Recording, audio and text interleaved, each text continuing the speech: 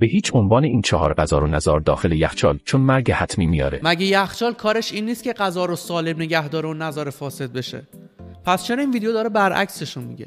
بریم با همین ویدیو رو بررسی کنیم. قبلش لایک یادت نره و اگه پیجم رو هم فالو نکردی همین الان فالو کن. اولیش ماکارونیه که اگر بیشتر از 24 ساعت تو یخچال بمونه تبدیل به سم خالص میشه. ماکارونی توی یخچال به سم تبدیل نمیشه. اتفاقا اگه بیرون از یخچال نگه داریم فاسد میشه. دومی تن ماهیه، چون سرمای یخچال باعث زنگ زدگی قوطی تن ماهی میشه که خطرناکترین بیماری ها رو به دنبال داره. تن ماهی تا وقتی قوطیش بسته باشه اصلا زنگ نمیزنه. مشکل اون موقعی به وجود میاد که اون تن ماهی رو درش رو باز کنیم و همون رو بذارین توی یخچال. سومی سیب زمینیه، چون داخل یخچال نشاستشو از دست میده و فاسد میشه که باعث بدترین بیماری ها میشه و بدتر از همه پیازه، چون رطوبت یخچال رو میگیره و فاسد میشه. اینا هممون هم میدونیم سیب زمینی و پیاز نباید بذاریم توی یخچال، چون سیب زمینی مزهش تغییر میکنه و پیازم نرم میشه و کپک میزنه. این ویدیو رو بفرست برای کسی که هر چیزی توی اینستاگرام میبینه رو باور میکنه و برای شما هم میفرسته.